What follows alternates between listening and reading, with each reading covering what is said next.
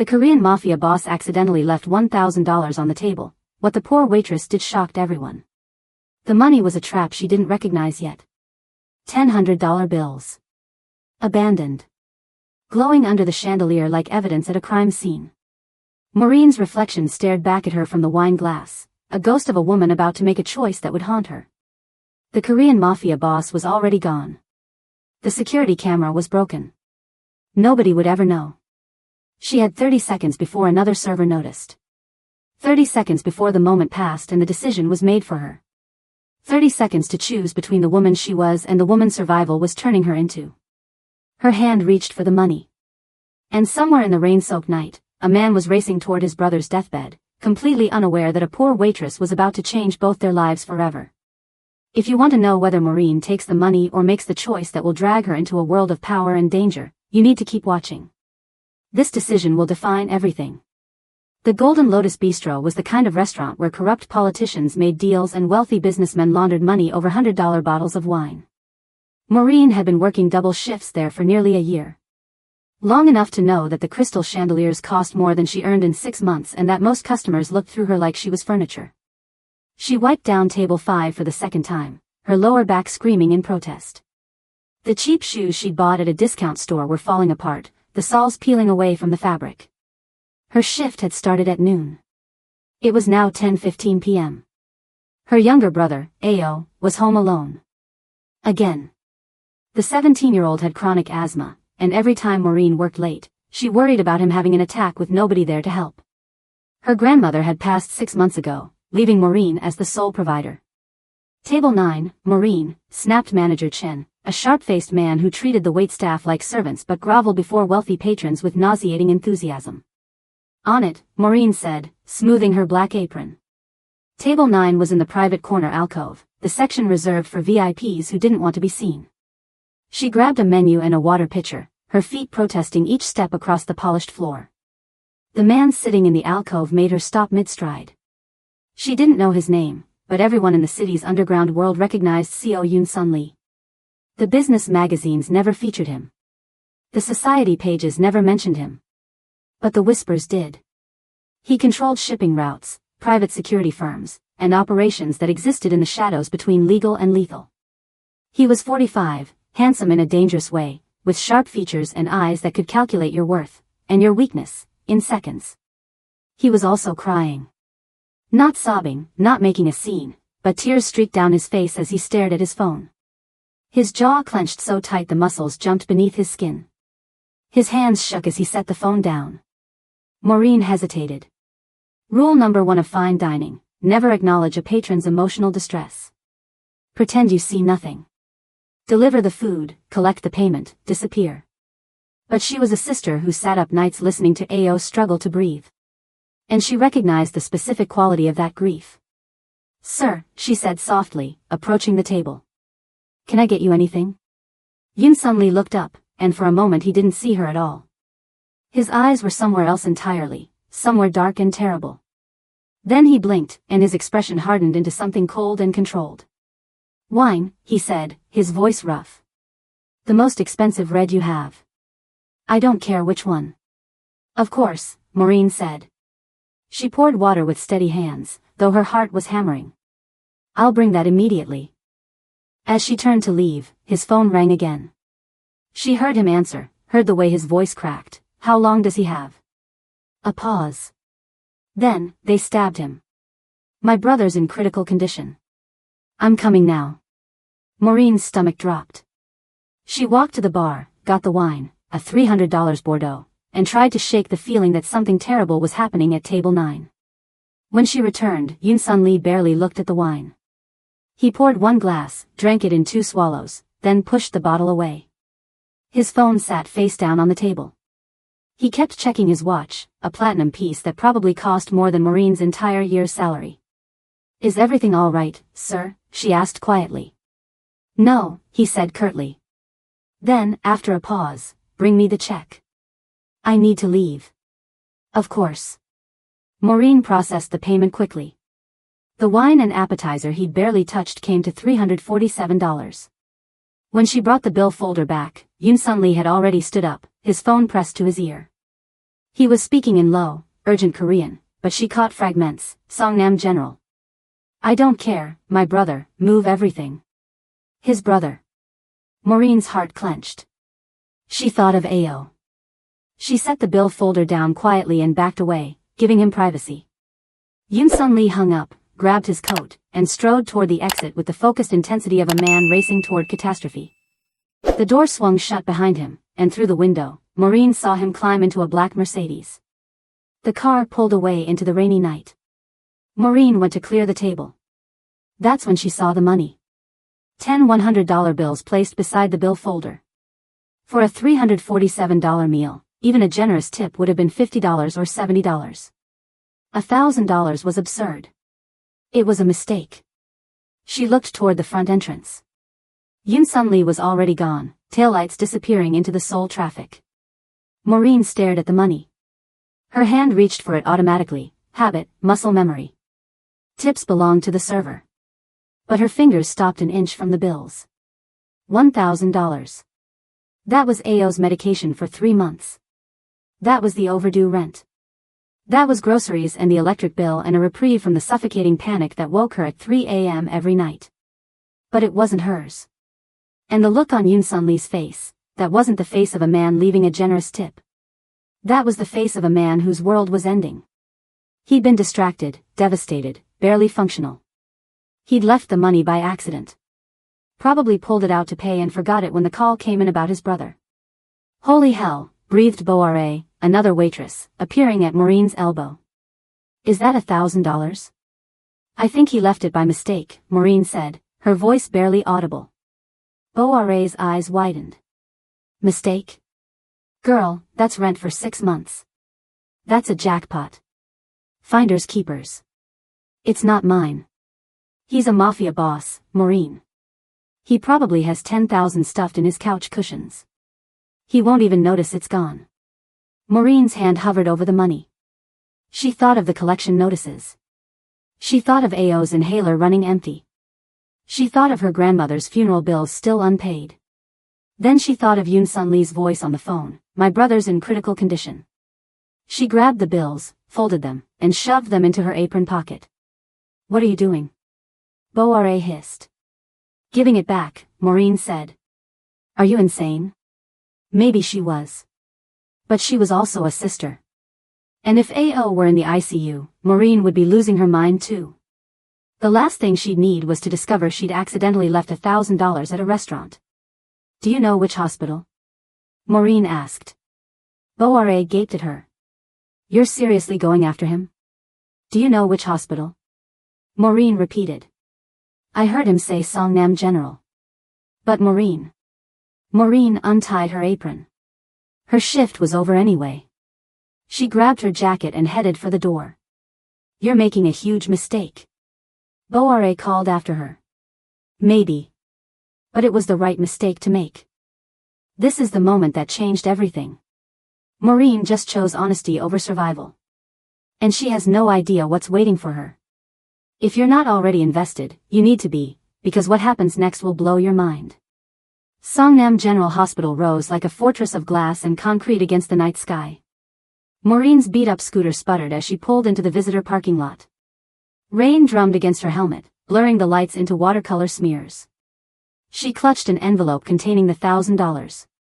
She'd stopped at a convenience store to put the bills inside, sealing it with shaking hands. Her logical brain screamed at her the entire ride, you're a broke waitress with a sick brother. You need this money. He won't even miss it.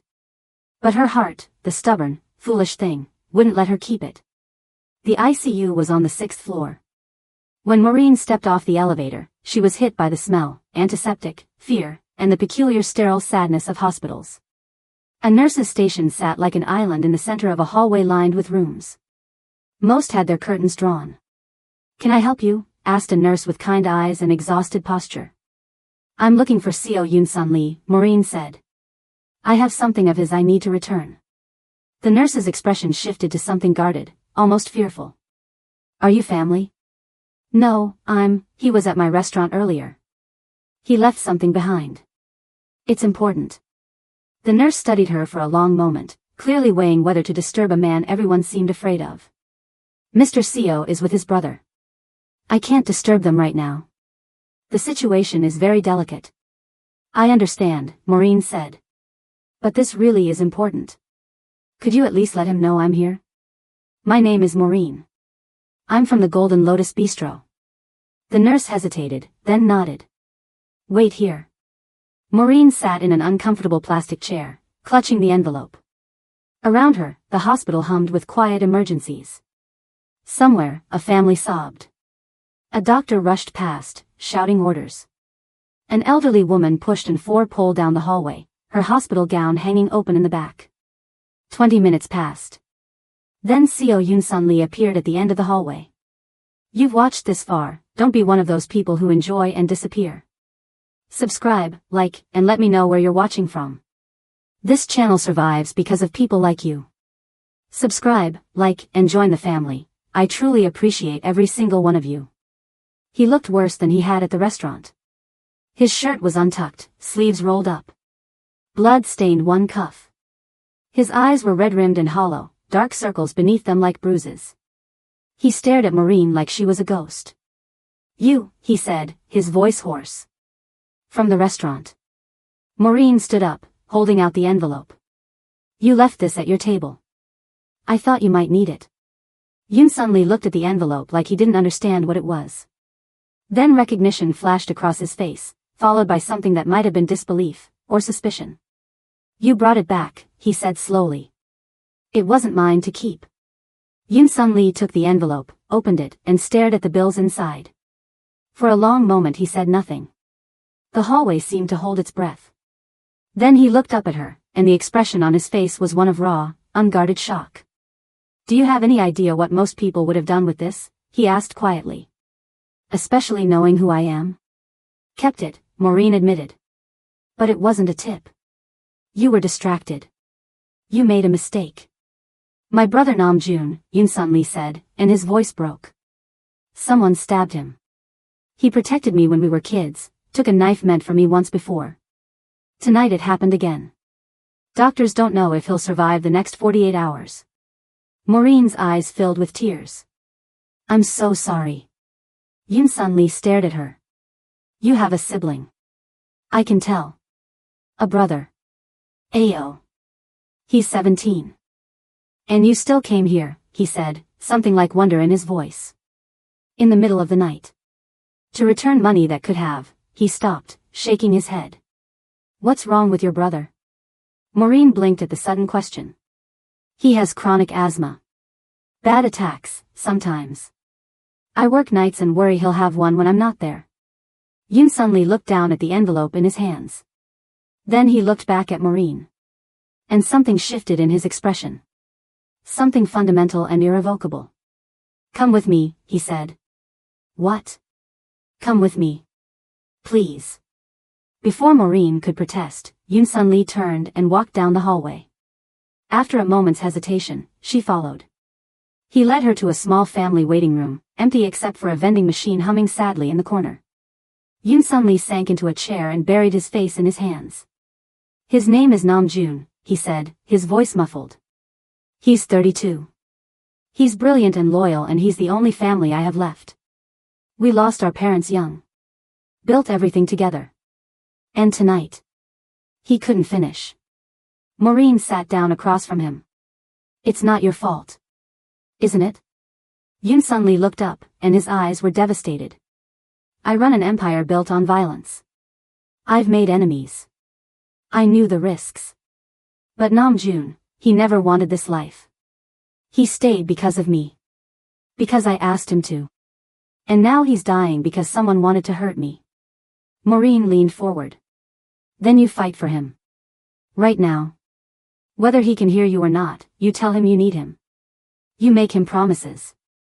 Yoon Sun Lee stared at her. You don't understand. The doctors say. I don't care what the doctors say, Maureen interrupted. My brother stopped breathing during an asthma attack last year. They told me to call family, prepare for the worst. But I sat next to his bed and talked to him for 4 hours straight. I told him about every birthday we'd celebrate. Every school graduation. Every moment we'd share. I made him promises. And he came back. Yoon Sun Lee's expression crumbled. I don't know if I'm strong enough. You are, Maureen said firmly. Because you're his brother. And that's what we do. We fight. Even when it seems impossible. Yoon Sun Lee looked at her for a long moment, and something passed between them, a recognition, a shared understanding of what it meant to love someone so fiercely that their pain became your own. Thank you, he whispered. For bringing back the money. For coming here. For. He gestured helplessly. For reminding me that good people still exist.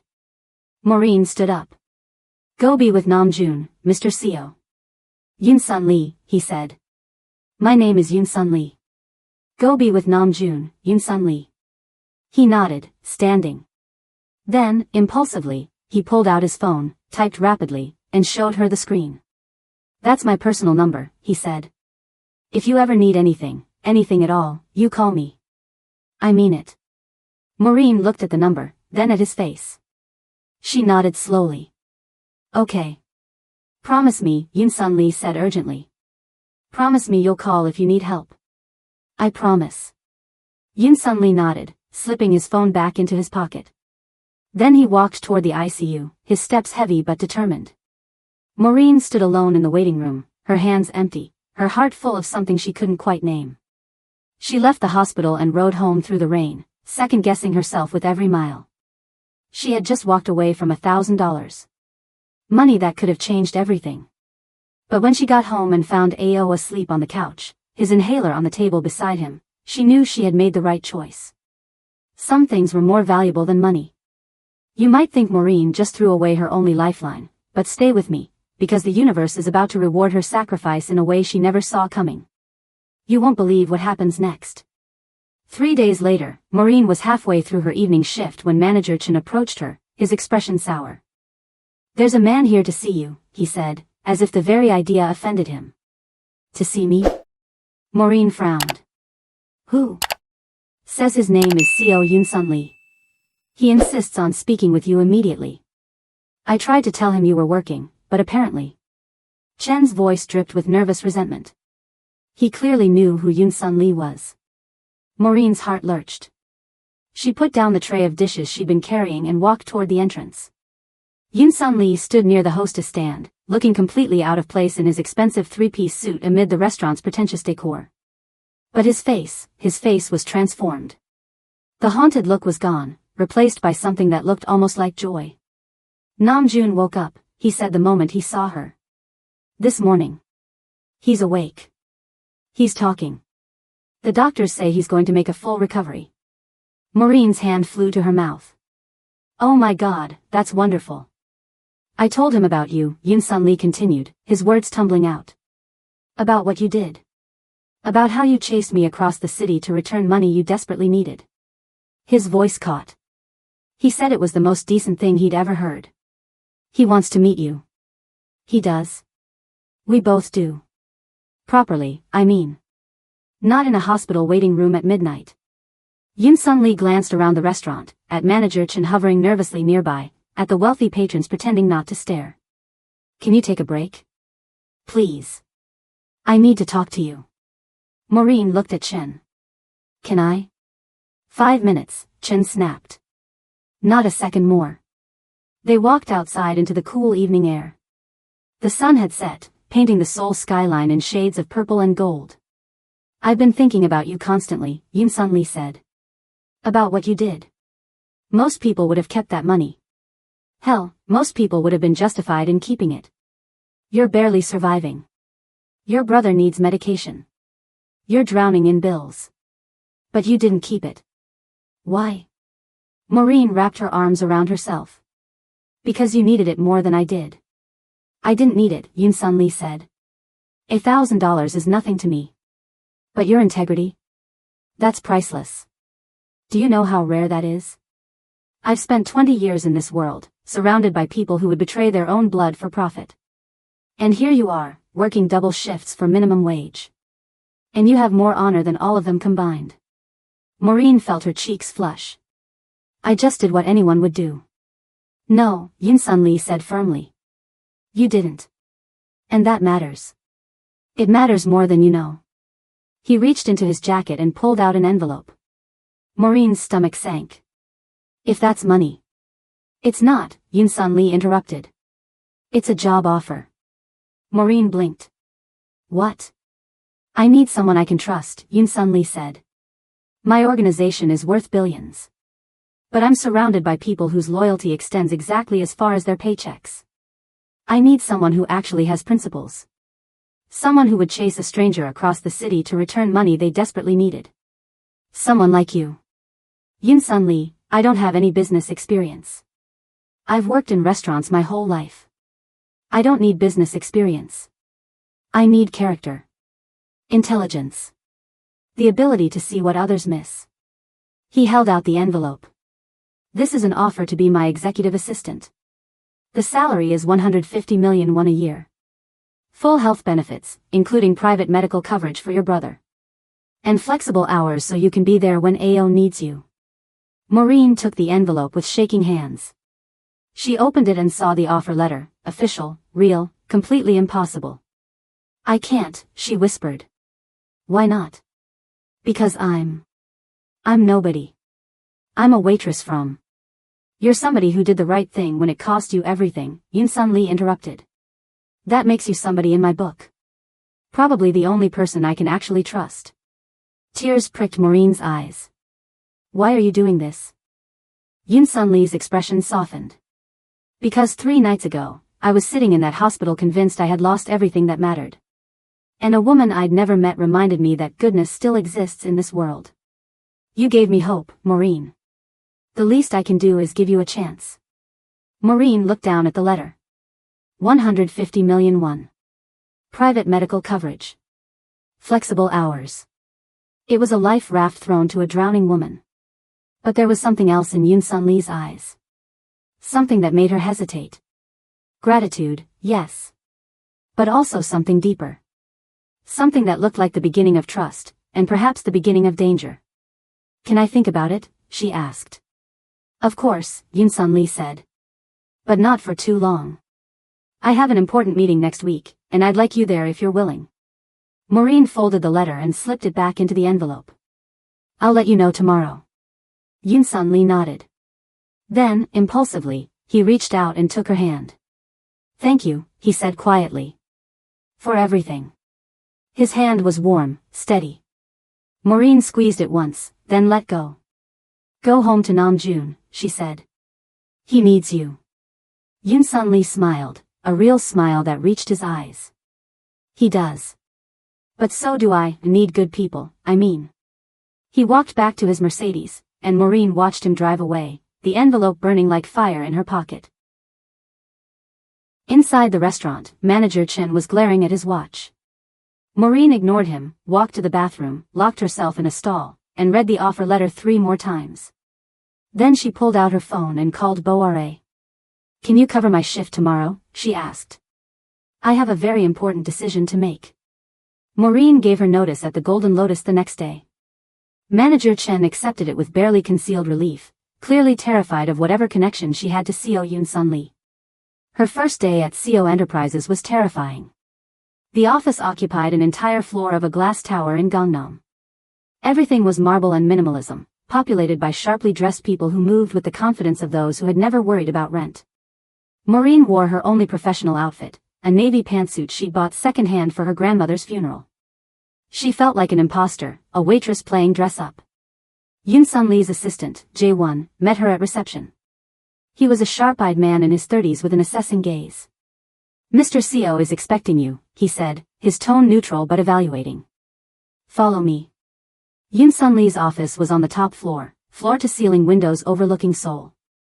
He stood when she entered, and his face broke into a genuine smile. You came, he said. I said I would. People say a lot of things. He gestured to a chair. How's AO? Excited about the medical coverage. He has an appointment with a specialist next week. Yun-sun Lee smiled. Good. That's good. He became more serious. I want to be clear about something, Maureen. This isn't charity. I'm not hiring you because I feel sorry for you. I'm hiring you because I need you. This organization is successful, but it's rotten in places. People stealing, lying, manipulating. I need someone I can trust to help me find the rot and cut it out. Maureen nodded slowly. What do you need me to do? For now. Watch. Listen.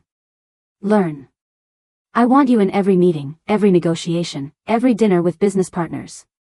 I want you to observe the way people interact when they think no one important is watching. You spent years as a waitress. You know how to be invisible. That's a skill most executives never develop. You want me to spy, Maureen said. I want you to notice, Yun-Sun Lee corrected. There's a difference. I'm not asking you to sabotage anyone. I'm asking you to help me see the truth. Maureen thought about it. Then she nodded. Okay.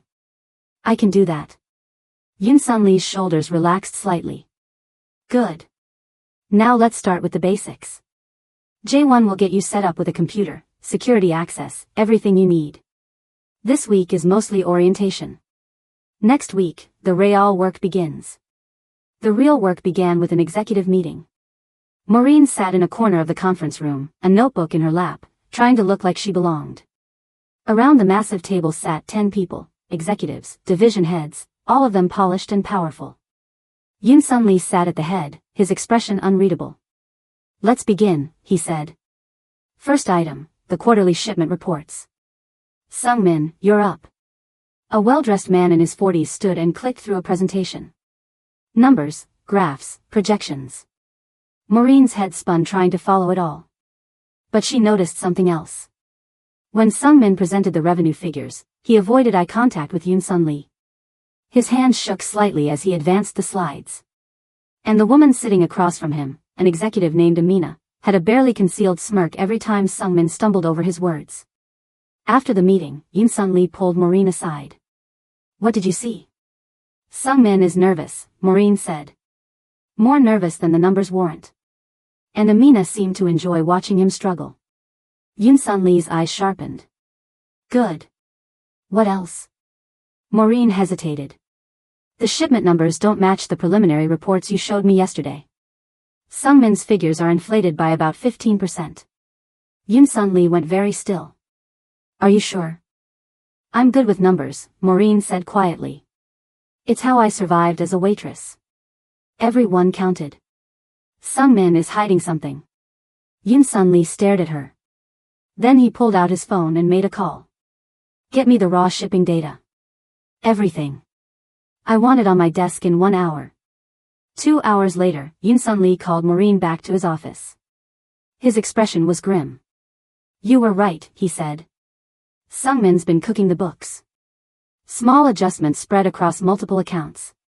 Enough to make his performance look better than it is. He's been doing it for months. Why? Maureen asked.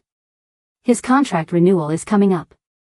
Better numbers mean a bigger bonus and more power. He was willing to steal from the organization, from me, for personal gain. Yun-Sun Lee's jaw clenched. He's done. Finished. Maureen felt a chill run through her.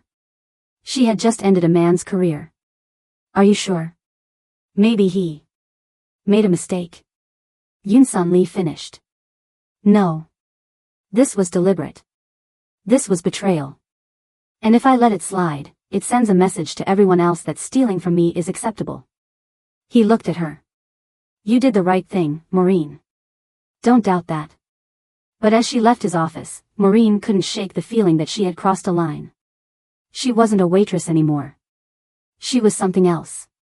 Something with power. And power, she was learning, came with a cost.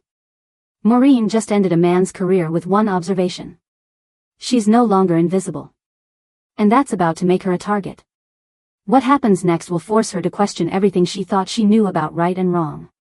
Songnam General Hospital at midnight felt like a cathedral built for grief. Maureen sat in the waiting area outside the ICU, the envelope containing $1,000 growing heavier in her lap with each passing minute. Fluorescent lights hummed overhead, casting everything in a sickly white glow that made everyone look half dead. The smell of antiseptic couldn't quite mask the underlying scent of fear and desperation that clung to these hallways. 23 minutes she'd been waiting. 23 minutes to question every choice that had brought her here. You're insane, Boire's voice echoed in her head. He's a mafia boss. He probably has people killed for less than wasting his time. Maureen's fingers tightened around the envelope. What was she doing? She should be home with Ao.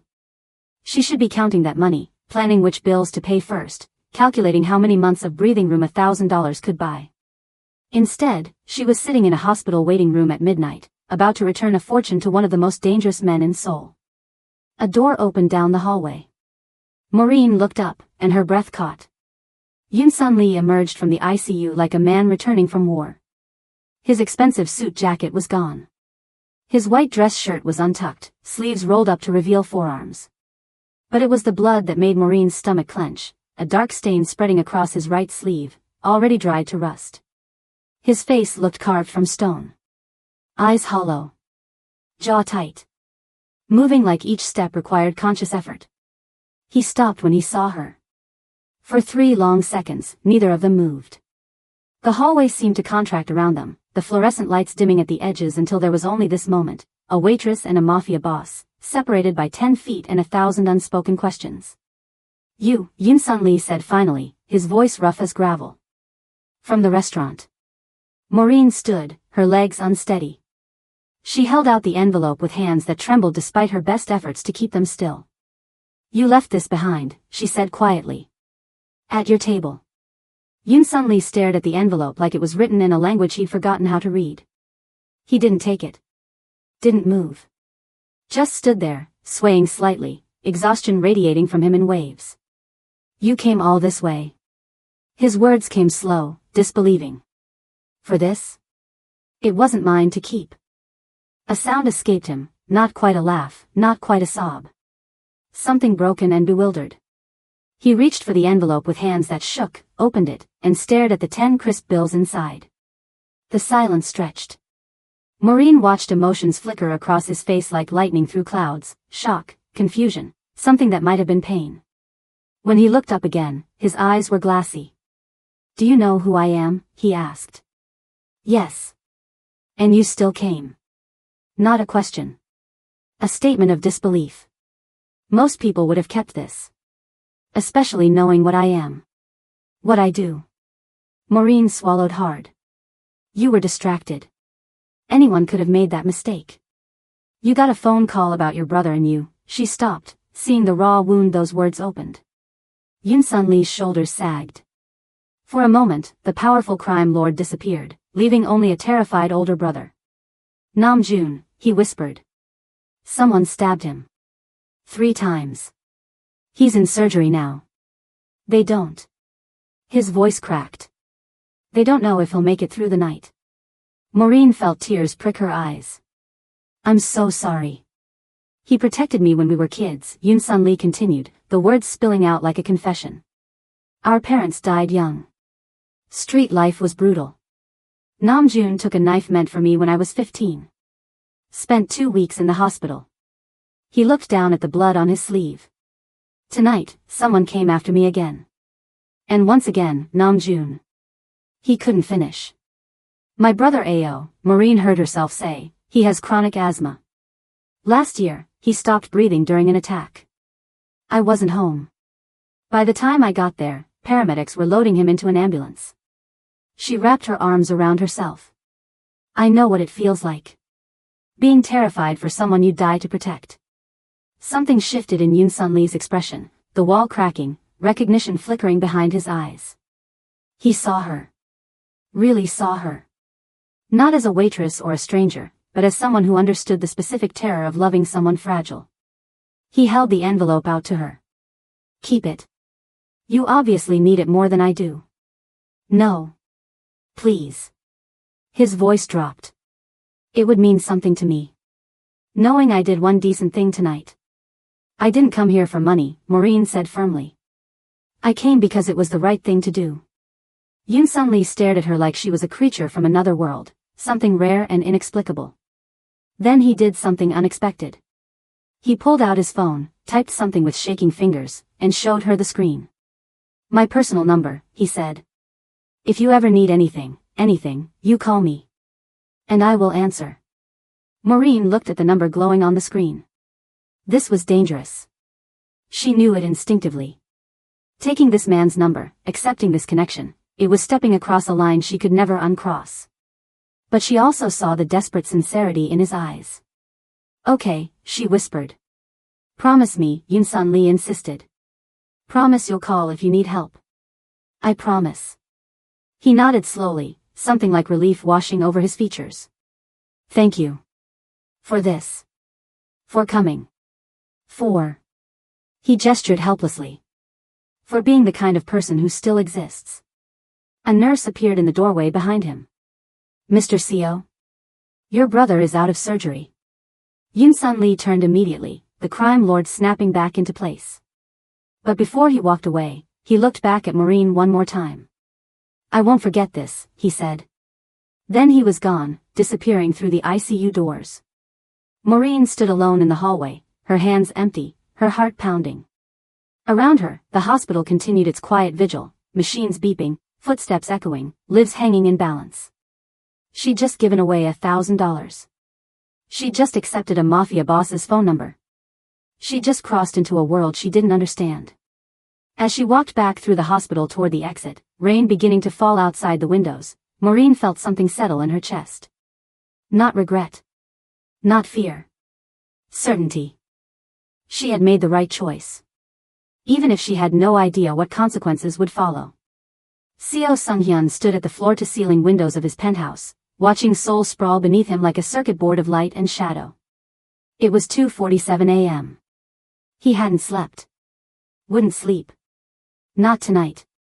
In his hand, his phone glowed with the banking app open, monitoring every transaction from the account he'd given to Maureen. She'll betray you, his father's voice whispered from memory. They all do. Trust is just another word for weakness. Sung-hyun took a slow sip of whiskey, the amber liquid burning down his throat. The ice had long since melted. He'd been standing here for 3 hours, waiting for the inevitable. Waiting for Maureen to prove she was like everyone else.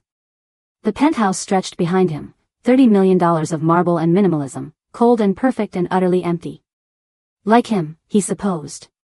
His father, Seo Yong-ho, had built this empire on one fundamental principle: everyone has a price. Everyone breaks eventually. Kindness is just weakness wearing a mask. Sung-hyun had spent 38 years learning that lesson.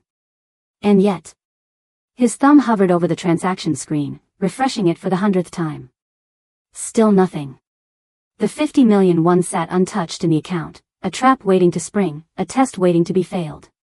Why did you even give her the money? A voice in his head demanded. What are you trying to prove? He didn't have an answer.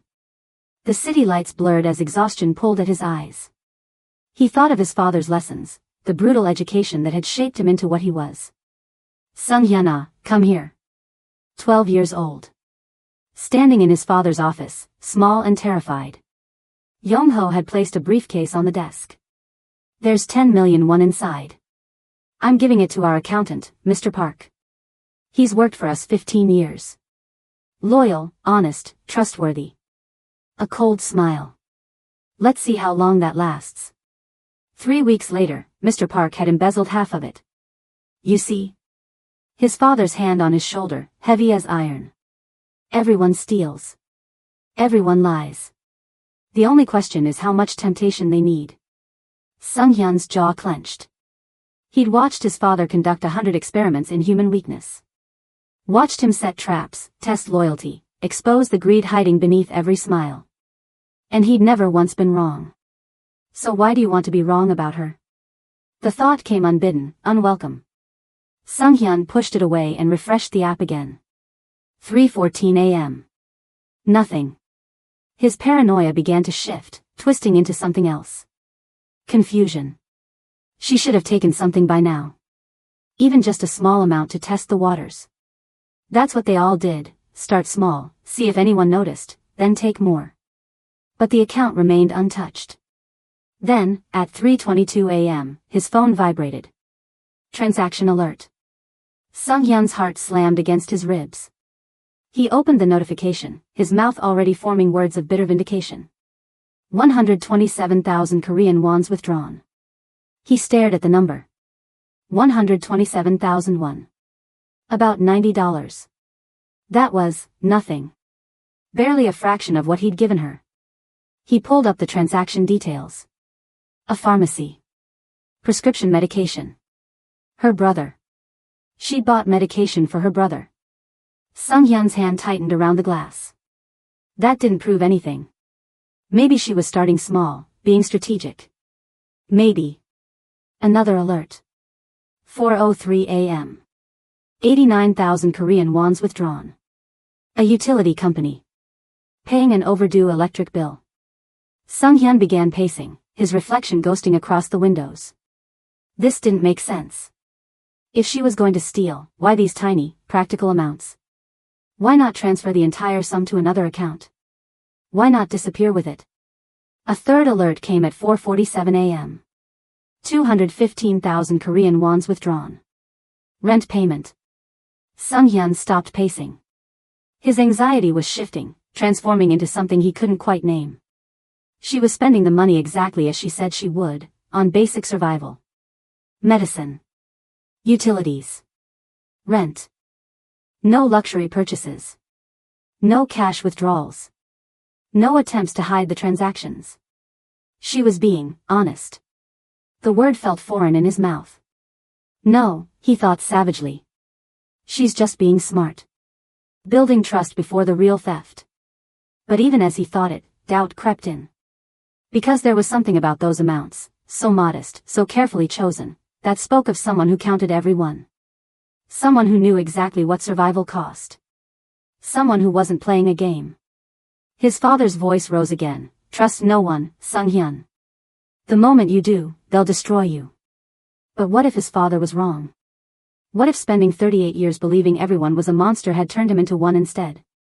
Sung-hyun looked at his reflection in the dark window, a man alone in a penthouse prison, unable to sleep, unable to trust, unable to see goodness even when it was staring him in the face.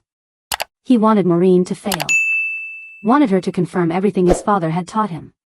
Wanted the bitter satisfaction of being right about human nature. But God help him, he also wanted her to prove him wrong. Wanted to believe that somewhere in this cruel city, someone still existed who could be given everything and choose to take only what they needed. The sky began to lighten, Seoul's neon fading into dawn's gray. Sung-hyun checked his watch. 6:15 a.m. The supermarket would open in 45 minutes. He made a decision. Grabbing his jacket and keys, he headed for the elevator. He needed to see her again. Needed to look into her eyes and understand what kind of person could be handed 50 million won and spend it on asthma medication and electric bills. Needed to know if integrity was real. Or if he was just a fool waiting to be betrayed. The elevator doors closed, and Sung-hyun descended from his tower, carrying the weight of his father's lessons in the fragile, terrifying hope that maybe, just maybe, they were wrong. Sung-hyun arrived at the supermarket at 6:52 a.m., 8 minutes before opening. He sat in his Bentley across the street, engine idling, watching the employees unlock the doors. His heart hammered with an intensity that made no sense. He was Seo Sung-hyun, heir to billions, feared by competitors, untouchable. Yet here he was, nervous as a teenager, waiting to see if a homeless woman had proven his entire worldview wrong. At 7:23 a.m., he saw them. Maureen and Zuri walking up the sidewalk, hand in hand. But they looked different. Zuri's hair was clean, braided neatly. She wore new clothes, a pink jacket that actually fit, clean jeans, small sneakers that weren't falling apart. Her face was scrubbed, cheeks pink from the morning cold. She was smiling. And Maureen. Maureen looked exactly the same. Same worn coat. Same faded jeans with the frayed hem. Same exhausted posture of someone carrying the world on her shoulders. Sung-hyun's breath caught. He watched them enter the supermarket, waited 30 seconds, then followed. Inside, the morning shift workers were still setting up displays. Fluorescent lights hummed overhead. Maureen stood near the checkout counter, Zuri beside her, clutching a coloring book. She saw him immediately. For a moment, neither spoke. Maureen's hand moved to her pocket, pulling out the black card. She held it out to him. "I'm returning this," she said quietly. Sung-hyun didn't take it. "You used it?" "Yes. For what I needed." Her voice was steady, but her eyes held something guarded. "Thank you. It helped." "Show me the receipts." Maureen hesitated, then reached into her other pocket and pulled out a small stack of folded papers. She handed them to him without a word. Sung-hyun unfolded the first receipt. Children's clothing store. 156,000 Korean wons. His eyes scanned the itemized list. Winter jacket, size 6. Jeans, size 6. Underwear pack. Socks. Sneakers. Nothing for Maureen. Second receipt. Pharmacy. 127,000 Korean wons. Children's vitamins. Cold medicine. Antiseptic cream. Bandages. Nothing for Maureen. Third receipt. Utility company payment. 89,000 Korean wons. Fourth receipt. Landlord, rent payment. 215,000 Korean wons. Sung-hyun's hands began to shake as he flipped through them. Groceries, all child-friendly food. A children's coloring book set. Crayons. A small backpack. Every single purchase for Zuri. Not one thing for herself. Then he reached the last receipt, and the world stopped. Seoul Community Shelter. Donation, 5 million Korean wons. 5 million won. To a homeless shelter. The receipt slipped from his fingers, fluttering to the floor. Sung-hyun stared at Maureen, his carefully constructed worldview cracking like ice beneath his feet. You're homeless, he said, his voice barely a whisper. You're living in a subway station.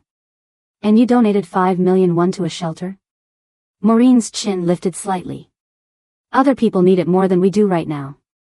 Families with multiple children. Elderly people who can't work. We're managing. Managing? The word came out strangled. You're sleeping on cardboard. We have food now. Zuri has warm clothes. We have enough to get by until I find stable work. She gestured to the receipts scattered at his feet. That's more than we had yesterday. Sung-hyun felt something inside him shatter, something fundamental and structural, a load-bearing wall of belief that had held up his entire understanding of humanity. His father's voice, everyone has a price. Everyone breaks. Trust is weakness. But here stood a woman who'd been handed 50 million won and spent it on her daughter's jacket and someone else's shelter bed. Why? The question tore out of him. Why didn't you keep more? You could have found an apartment, bought yourself new clothes, saved for emergencies. Because it wasn't mine to keep, Maureen interrupted gently. You gave it to me for what I needed, not what I wanted. And what I needed was to make sure Zuri was warm and fed. The rest. She shrugged. The rest didn't feel right. Sung-hyun's knees felt weak. He looked down at Zuri, who had settled on the floor nearby, quietly coloring in her new book. Pink crayon moving in careful circles. Innocent. Trusting. Completely unaware that her mother had just dismantled a billionaire's entire philosophy with a handful of receipts. 38 years of his father's teachings. 38 years of tests and traps and cynicism. All of it crumbling to dust. My father told me everyone steals, Sung-hyun heard himself say. That integrity is just a mask people wear until they get a better offer. He spent his whole life proving it. And I believed him. He looked up at Maureen, and for the first time in decades, felt tears prick his eyes. I wanted you to fail. I needed you to fail. Because if you didn't, if you turned out to be genuinely good, then everything I believed about the world was a lie. Maureen's expression softened. And now? Now I don't know what I believe. He bent down slowly, gathering the scattered receipts like holy relics. But I know I was wrong. About you. About. He gestured helplessly. About everything. The supermarket hummed around them, scanners beeping, refrigerators buzzing, the mundane soundtrack to a man's moral collapse. Sung-hyun straightened, looking at Maureen with new eyes.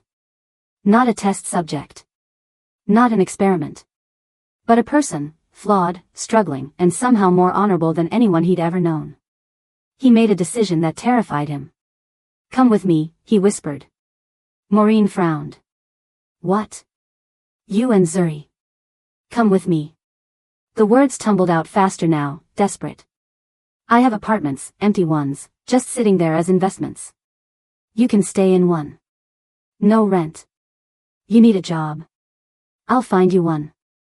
A real one, not charity. You need. Why? Maureen's voice was cautious. Why would you do that? Sung Hyun looked down at the receipts in his hand, evidence of a goodness he'd been taught didn't exist. Because you gave away 5 million won when you're sleeping on cardboard, he said quietly. And if someone like you is struggling while people like me hoard wealth in empty penthouses. His voice cracked. Then the world is more broken than I thought. And maybe I can fix one small piece of it. Please, he added, the word foreign on his tongue. Let me help you. Maureen stared at him, searching his face for deception, for the trap. And Sung Hyun realized he was holding his breath, waiting for her answer, a homeless woman's verdict on whether redemption was possible. Maureen took a step back, her hand instinctively reaching for Zuri. No, she said, the word sharp with fear. I don't, we can't. Please. Sung Hyun held up his hands, palms out, as if approaching a frightened animal. Just listen. I've heard offers before, Maureen interrupted, her voice hardening. Men with money who want to help a homeless woman and her daughter. I know what that help costs.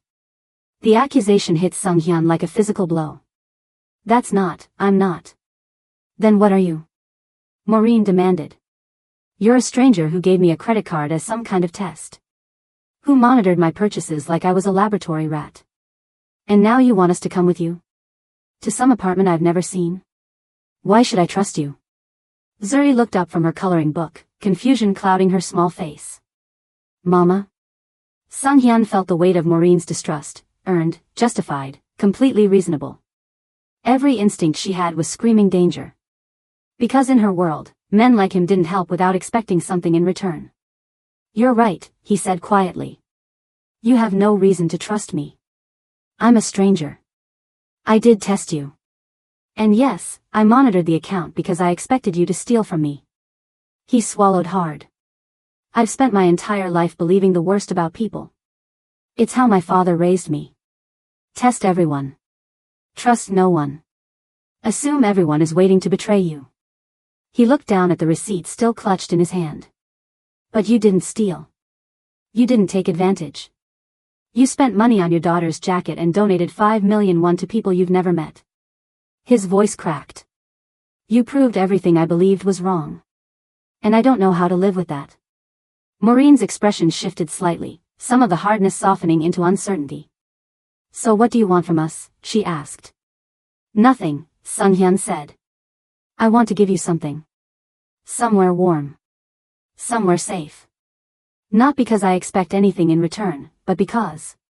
He paused, searching for words that had never existed in his vocabulary. Because I have 30 empty apartments and you're sleeping on cardboard. Because I have more money than I could spend in 10 lifetimes and you're counting coins for your daughter's medicine. Because the world is broken and cruel and I've spent 38 years making it worse. His hands were shaking now. Let me make it better. Just this once. Please. Maureen stared at him, and Sung Hyun saw the moment she began to waver, exhaustion and hope warring behind her eyes. I don't understand you, she whispered.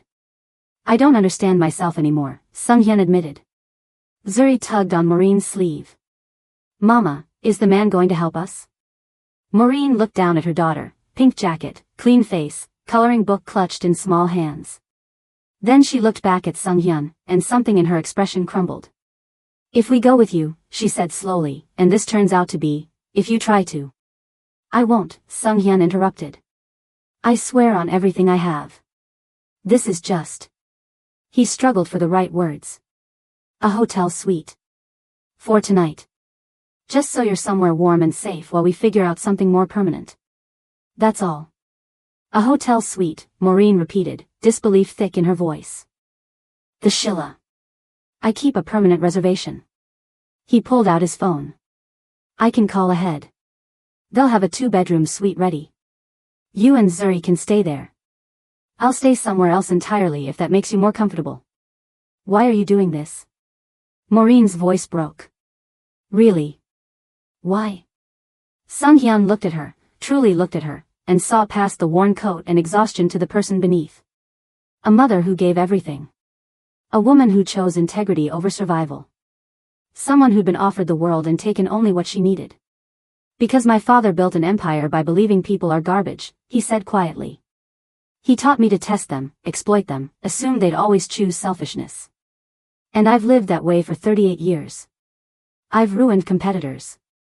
Crushed employees. Treated people like chess pieces. His voice dropped to a whisper. I've been empty for so long I forgot what it felt like to believe in anything good. He gestured to the receipts. But you gave away 5 million won when you had nothing. And that. He felt tears building behind his eyes. That broke something in me. Something that needed to break. Maureen's eyes were wet now too. I don't want your pity, she said. It's not pity, Sung-hyun said. It's atonement. For every cruel thing my father taught me. For every person I've hurt while believing everyone was as ruthless as him. He looked at Zuri, still coloring peacefully. Let me prove that kindness exists. Even if it's just for one night. Please. The supermarket buzzed around them, ordinary people buying ordinary things, completely unaware that a billionaire was begging a homeless woman for the chance to be decent. Maureen closed her eyes. A single tear slid down her cheek. One night, she whispered. Just one night. Relief flooded through Sung-hyun so intensely he felt dizzy. Thank you, he breathed. 40 minutes later, they stood in the entrance of a hotel suite that was larger than any home Maureen had ever lived in. Floor-to-ceiling windows overlooked Seoul. Marble floors gleamed under crystal chandeliers. 2 bedrooms with king-sized beds covered in white linens. A living room with furniture that probably cost more than a year of Maureen's old rent. Zuri stood frozen in the doorway, her small mouth forming a perfect O of wonder. Maureen looked around slowly, then back at Sung-hyun, who stood in the hallway looking more uncertain than any billionaire had a right to be. The suite is yours for as long as you need it, he said quietly. Room service, anything Zuri wants. My number is programmed into the phone by the bed. Call if you need anything. Or if... He paused. Or if you're scared and want me to leave you alone entirely. Maureen nodded slowly, still processing. I'll go now, Sung-hyun said, turning toward the elevator. Wait. He stopped. Maureen stepped forward, and for a moment, they stood face to face, a homeless mother and a broken billionaire, separated by everything and nothing. Thank you, she said softly. For seeing us as human. Sung-hyun felt something crack open in his chest, something that had been frozen for 38 years. Thank you, he whispered back, for showing me I still am. The elevator doors closed, and he was alone, descending from heaven back to earth. But for the first time in his life, Seo Sung-hyun felt like he'd done something that mattered. Something his father could never understand. Something good. Maureen stood in the bathroom of the hotel suite, staring at her reflection in the mirror. Steam from the shower fogged the edges of the glass. Her hair was clean for the first time in weeks, actually clean, not just rinsed in a public restroom sink. Her skin felt soft from hotel soap that probably cost more per bar than she used to spend on groceries. She looked like a person again. Behind the closed door, she could hear Zuri's delighted laughter as she jumped on one of the beds, something Maureen should probably stop, but couldn't bring herself to. When had her daughter last had the chance to just be a child? To play without fear, to laugh without hunger gnawing at her stomach? Maureen pressed her palms against the marble countertop and let herself cry. Not from sadness. From the overwhelming, terrifying relief of finally being safe. That night, they ordered room service. Zuri sat cross-legged on the plush carpet, eyes wide as a hotel employee wheeled in a cart laden with covered dishes. Pasta with butter sauce, her favorite. Fresh fruit. Hot soup. Chocolate cake.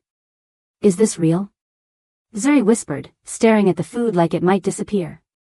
It's real, baby, Maureen said, her throat tight. They ate slowly, savoring every bite. Maureen watched her daughter's face transform, the hollow-cheeked exhaustion replaced by color, by light, by hope.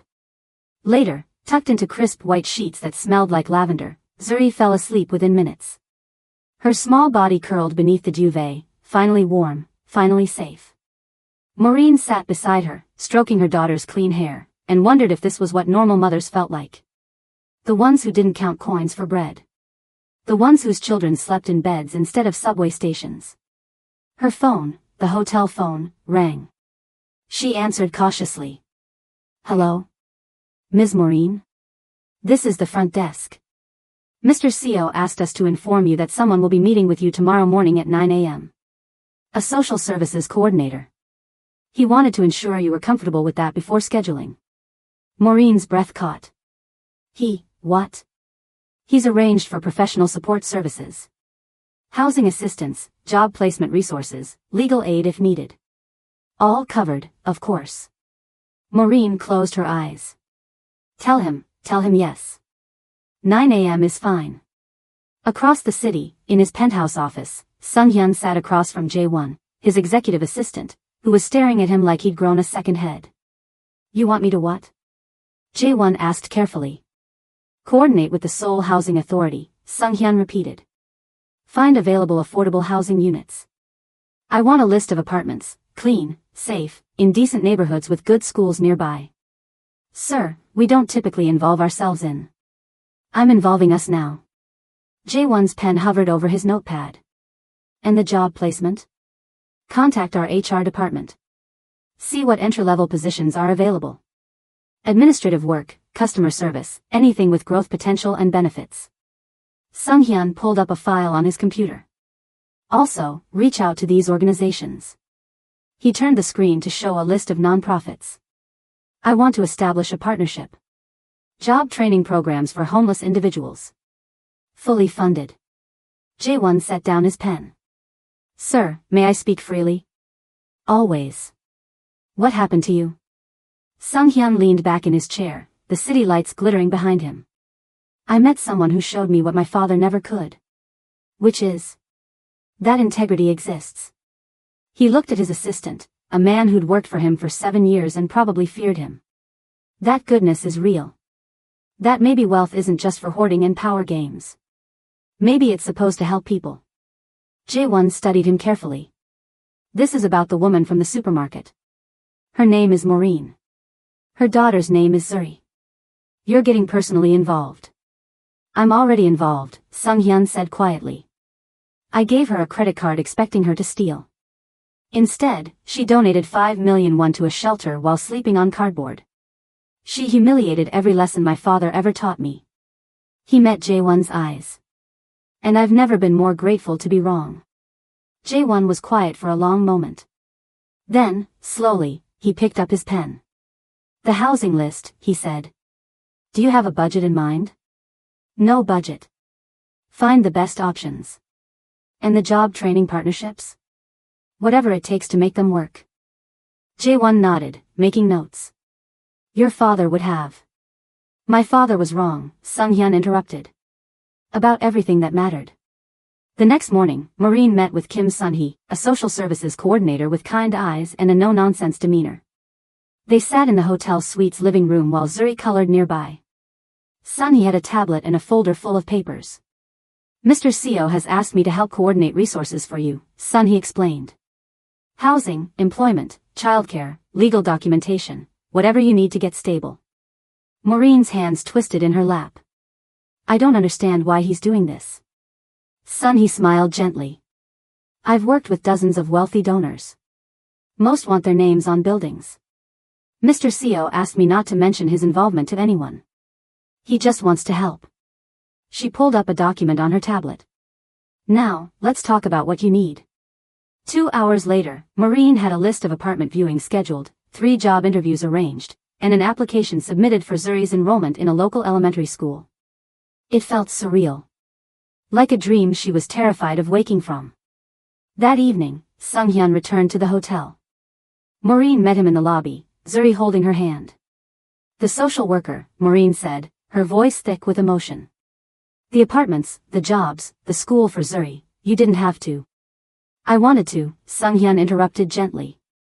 This isn't charity. It's... He searched for the right word. Investment. In proving my father wrong. In believing people deserve second chances. Why us? Maureen asked. Out of everyone you could help, why us? Sung-hyun crouched down to Zuri's level. May I show your mom something? Zuri nodded shyly. He pulled out his phone and showed Maureen the shelter donation receipt. You gave this away when you had nothing. That kind of person doesn't just deserve help. They deserve everything. He stood. I have 30 empty apartments, billions in assets, and more resources than I know what to do with. You have integrity I've spent my whole life believing didn't exist. He extended his hand. Let me support you. Not for a week or a month. For however long it takes for you to build the life you and Zuri deserve. Maureen stared at his outstretched hand, a lifeline, a promise, a risk. Then she took it. Thank you, she whispered. Sung-hyun smiled, truly smiled, for the first time in years. Thank you, he said, for giving me a reason to be better. And in that hotel lobby, a broken billionaire and a homeless mother shook hands on a deal that had nothing to do with money. And everything to do with redemption. 3 weeks later, Maureen stood in the doorway of an apartment that was hers. Actually hers. 2 bedrooms. A kitchen with working appliances. Heat that came from vents in the walls, not from huddling under newspaper. Windows that locked. A door with a deadbolt that only she had the key to. She turned the lock. Unlocked it. Locked it again. Click. Click. Click. The sound of safety. Mama, look. Zuri called from the smaller bedroom. I can see the park from my window. Maureen walked to her daughter's room, with an actual door and closet and space for a bed, and found Zuri pressed against the glass, watching children play on swings below. Can I go tomorrow? Zuri asked, her breath fogging the window. You can go today if you want, Maureen said, her voice catching. Zuri spun around, eyes wide. Really? Really? Her daughter launched herself into Maureen's arms, and they stood there in the empty bedroom, holding each other while afternoon sunlight streamed through clean windows. The apartment had come partially furnished, a couch, a kitchen table, basic necessities. But Zuri's bedroom was empty except for a small mattress on the floor. That's where Sung-hyun found them when he arrived an hour later, arms loaded with flat-packed furniture boxes. I brought reinforcements, he announced, setting down what appeared to be a bed frame, a desk, and a bookshelf. Maureen stared at the boxes. You didn't have to. I wanted to, Sung-hyun interrupted, pulling out an instruction manual. Besides, I've never actually assembled furniture before. This should be educational. Jae-won appeared behind him, carrying more boxes. Sir, we have people who do this. Not today, Sung-hyun said firmly. Today I'm doing it. 2 hours later, the bedroom was transformed. A white bed frame stood against one wall, topped with a new mattress and bedding covered in stars. A small desk sat beneath the window. A bookshelf, slightly crooked, but functional, held new books and Zuri's coloring supplies. Sung-hyun sat on the floor, surrounded by instruction manuals and leftover screws, a streak of something that might have been sweat or dust across his expensive shirt. I think I used the wrong screws, he said, frowning at the bookshelf. It's perfect, Zuri declared, already arranging her books. Maureen watched from the doorway as a billionaire who'd probably never held a screwdriver in his life struggled with furniture assembly. Watched him laugh when he put a drawer in backwards. Watched him high-five Zuri when they finally got the desk legs stable. Watched him be human. That evening, after Zuri had fallen asleep in her new bed, Maureen found Sung-hyun in the living room, staring out the window at the city lights. I start the job training program tomorrow, she said quietly. He turned, smiling. Son, he told me. Administrative certification, right? 6 weeks of training, then job placement assistance. Maureen twisted her hands together. And Zuri starts school on Monday. That's wonderful. It's terrifying, Maureen admitted. What if I fail? What if I can't keep up with the training? What if? You won't fail, Sung-hyun said firmly. You survived homelessness while protecting your daughter. You donated money you desperately needed because others needed it more. You chased a Mafia boss across Seoul to return 1,001 you could have kept. He stepped closer. Trust me. The job training will be easy compared to what you've already survived. Maureen felt tears building. She reached into her pocket and pulled out the black credit card he'd given her weeks ago. I need to return this, she said, holding it out. Sung-hyun looked at the card but didn't take it. Why? Because I have what I need now. The apartment, the training program, Zuri's school enrollment. I can't keep depending on. Keep it, he interrupted. Sung-hyun. Please. He gently pushed her hand back. Not as charity. As security. Emergency medical care for Zuri. Unexpected expenses. The peace of mind that if something goes wrong, you have a safety net. His expression softened. You spent your whole life without one. Let me give you that. Please. Maureen stared at the card, then at him. I don't know how to accept this much kindness. I didn't know how to give it, Sung-hyun admitted. We're both learning. She clutched the card, and something inside her finally broke. The wall she'd built to survive, the armor she'd worn for so long she'd forgotten what vulnerability felt like. The tears came suddenly, overwhelmingly. I'm sorry, she gasped, trying to wipe them away. I'm sorry, I just... Don't apologize, Sung-hyun said quietly. It's just, for so long, everything was about survival. Every decision was which bill to pay, which meal to skip, how to keep Zuri safe. And now, her voice broke. Now we have a home. She has a bed. I have a future. And I don't know how to process that someone just helped. Without wanting anything. Without expecting anything. You gave away 5 million won when you were sleeping on cardboard, Sung-hyun said. You proved that selfless people exist. The least I can do is prove that grateful ones do too. Maureen looked up at him through tears. Why does this matter so much to you? Sung-hyun was quiet for a long moment. Then, because my father taught me that people are fundamentally selfish. That kindness is weakness. That trust is stupidity. He gestured around the small apartment. And you proved that everything he built his empire on was a lie. Helping you isn't charity, Maureen. It's proof that he was wrong. That I can be different than him. He paused. You're saving me as much as I'm helping you. Maureen wiped her eyes, looking around the apartment, the furniture assembled by a billionaire's clumsy hands, the bedroom where her daughter slept safely, the door that locked against the world. I don't know how to thank you, she whispered. Keep being exactly who you are, Sung-hyun said. Keep proving that good people exist. That's thanks enough. They stood in the small living room as the city hummed beyond the windows, two people from completely different worlds, connected by the simple, revolutionary act of seeing each other as human. And for the first time in longer than she could remember, Maureen felt something she'd almost forgotten existed. Hope. 6 months later, Maureen stood in the break room of Hansen and Associates, pouring coffee into a mug that had her name printed on it. Her name. On her mug. At her job. The administrative position wasn't glamorous, filing, scheduling, coordinating meetings, but it was stable. It had benefits. It had a salary that let her pay rent and buy groceries without counting coins. It had dignity. Maureen, the Harrison file is ready for your review, called June SEO, one of the junior associates, passing by with a friendly smile. Thanks, I'll grab it in 5, she replied, and the casual normalcy of that exchange still felt miraculous. Her phone buzzed. A text from Zuri's school. Parent-teacher conference scheduled for Thursday, 4 p.m. Zuri is excelling in reading and math. We're so proud of her progress. Maureen read the message 3 times, her throat tight. Excelling. Her daughter was excelling. That evening, there was a knock on the apartment door. Zuri bolted from her homework. It's Sung-hyun. She was right. When Maureen opened the door, Sung-hyun stood there holding grocery bags and wearing jeans, actual jeans, not the designer suits he used to live in. I brought ingredients for japchae, he announced. Zuri requested it last week.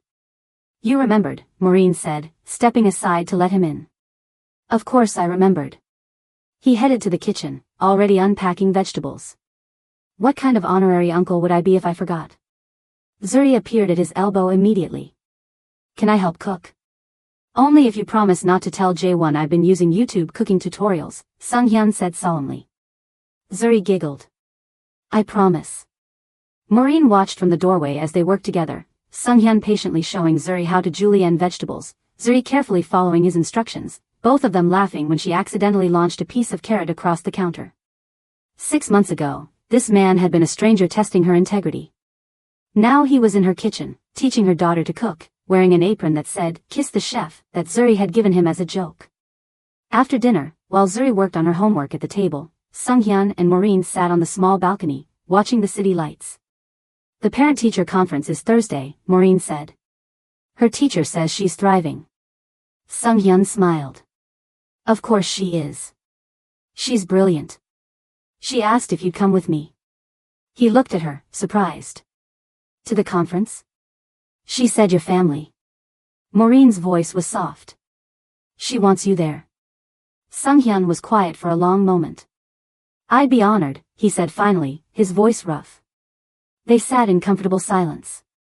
Then Maureen asked the question that had been building for weeks. What happened to your business?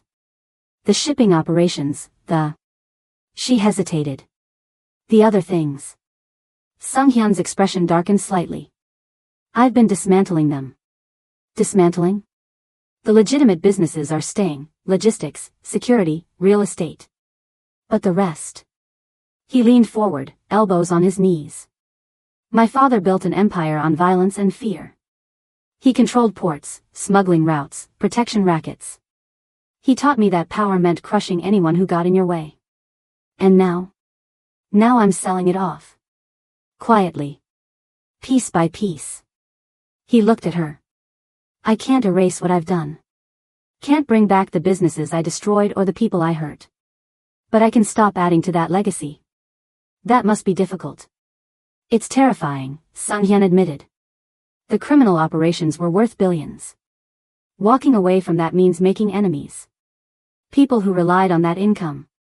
Competitors will see it as weakness. Is it safe? Maureen asked, concern sharpening her voice. Probably not. He gave her a wry smile. But neither was continuing to be the kind of man my father raised. At least this way, when I look in the mirror, I see someone trying to be better. Later, after Sung-hyun had left and Zuri was asleep, Maureen stood in her daughter's doorway watching her breathe, steady, peaceful, safe. She thought about the man who'd tested her with a credit card, expecting betrayal. The man who now spent Thursday evenings cooking dinner in their kitchen. The man who dismantled a criminal empire because a homeless woman had donated 5 million won to a shelter.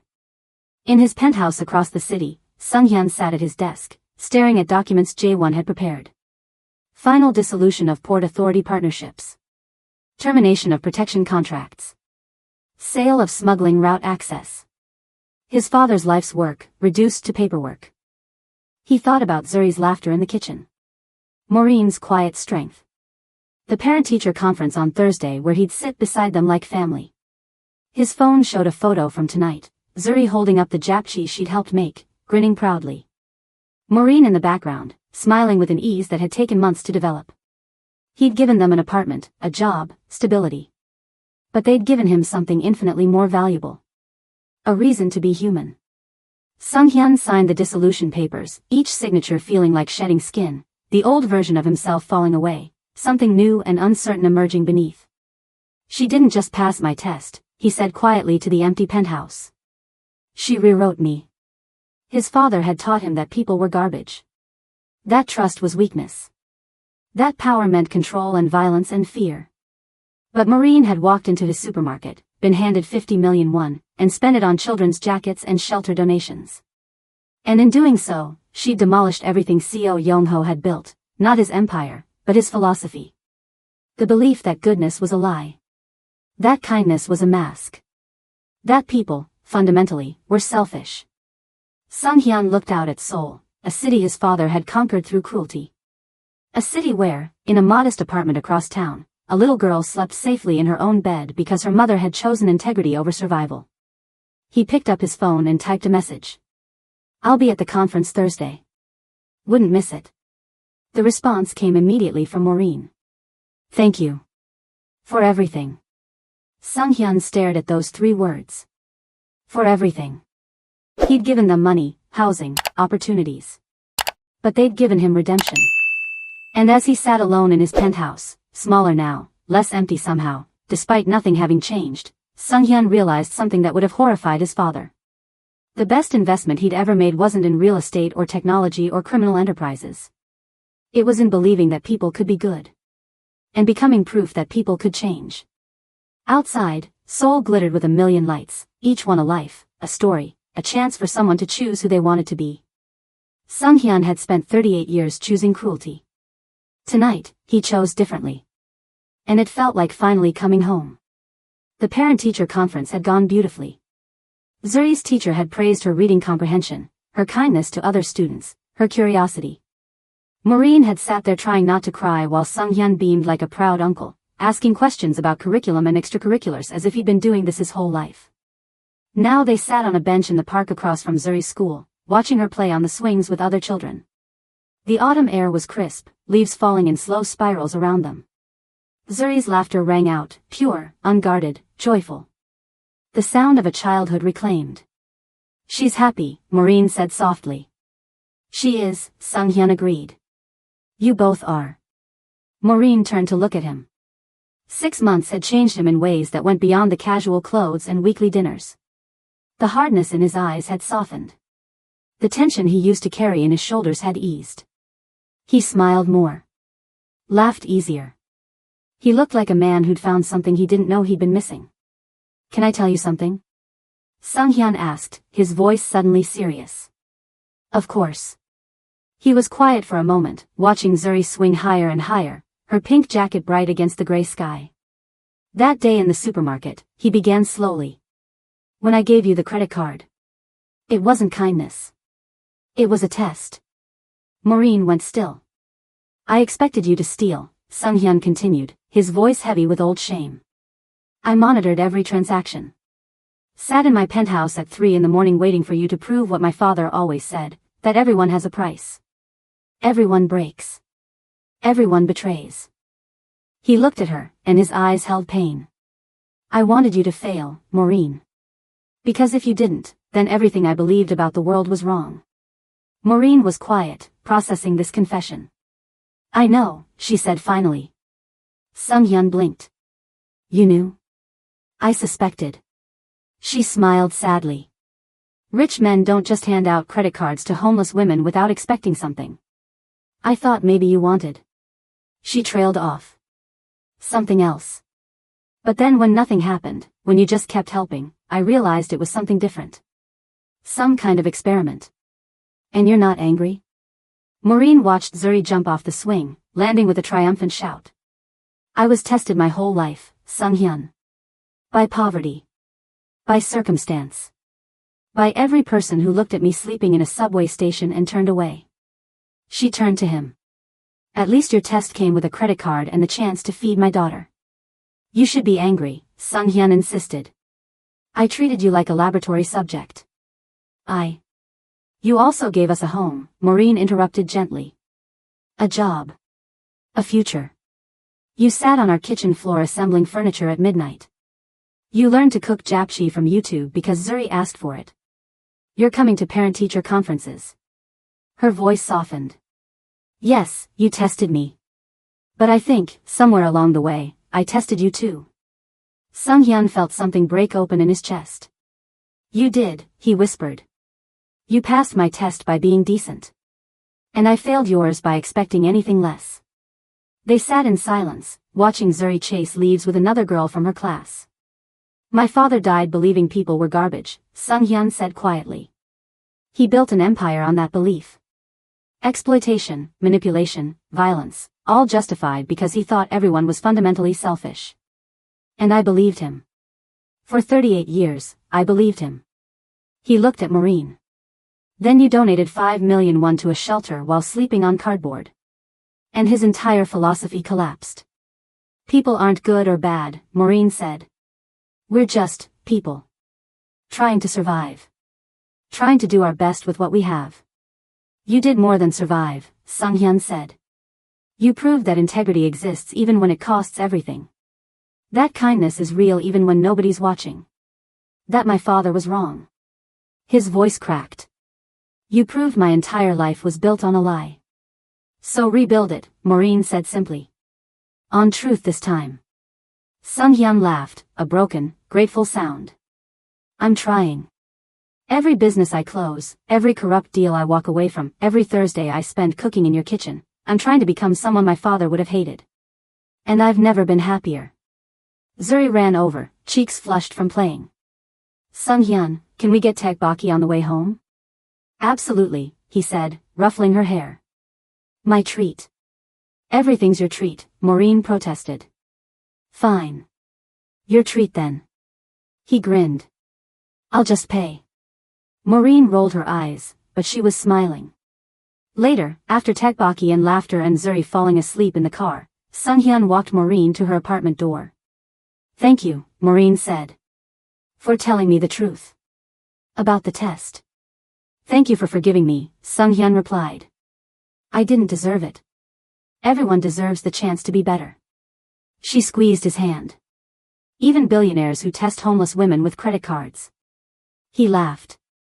Then, more seriously, my father used to say that wealth without power is worthless. That money exists to control, to dominate, to prove you're superior. And now? Maureen asked. Now I think wealth without compassion is just. He searched for the word. Empty. A penthouse full of expensive furniture and nobody to share it with. Billions in the bank and no reason to spend it. He looked at her. You and Zuri taught me what money is actually for. Not control. Connection. Maureen's eyes glistened. You're a good man, Sunghyun. I'm trying to be, he said. Thanks to you. That night, alone in his penthouse, Sunghyun stood at the windows overlooking Seoul. He thought about his father, Seo Yong-ho, who'd built an empire on cruelty and died believing he'd won. He thought about Maureen, a woman who'd had nothing and gave away millions because someone else needed it more. He thought about the man he'd been 6 months ago, cynical, empty, testing a homeless woman to prove his father's doctrine of universal selfishness. And he thought about the man he was becoming, cooking japchae in a modest kitchen, attending school conferences, dismantling a criminal empire piece by piece. His phone buzzed. A photo from Maureen, Zuri asleep in her bed, clutching the stuffed animal Sunghyun had bought her last month. Sweet dreams to our favorite honorary uncle, the message read. See you Thursday. Sunghyun saved the photo, then opened a note on his phone and typed. I gave her my card to prove my father right, that everyone steals when given the chance. Instead, she spent it on her daughter's jacket and donated millions to strangers. She proved my entire life wrong. And in doing so, she saved it. He stared at the words, a confession, a testament, a tombstone for the philosophy that had defined the Seo family for generations. His father had taught him that trust was weakness. Maureen had proven that compassion was strength. His father had taught him that people were fundamentally selfish. Maureen had proven that goodness existed, even in the darkest places. His father had taught him that wealth meant power. Maureen had taught him that wealth meant responsibility. Outside, Seoul glittered, a city full of people making choices, small and large, that defined who they were. Sunghyun had spent 38 years choosing cruelty. Tonight, and every night going forward, he chose differently. And somewhere across the city, in a modest 2-bedroom apartment, a little girl slept safely while her mother rested in peace, both of them proof that the world could be kinder than men like Seo Yong-ho believed. Sunghyun closed his eyes and whispered to the ghost of his father. You were wrong. About everything that mattered. Then he opened his calendar and marked next Thursday. Dinner at Maureen's. Bring ingredients for kimchi jjigae. Don't forget Zuri's favorite dessert. And for the first time in his life, Seo Sunghyun felt rich. Not in money. In meaning.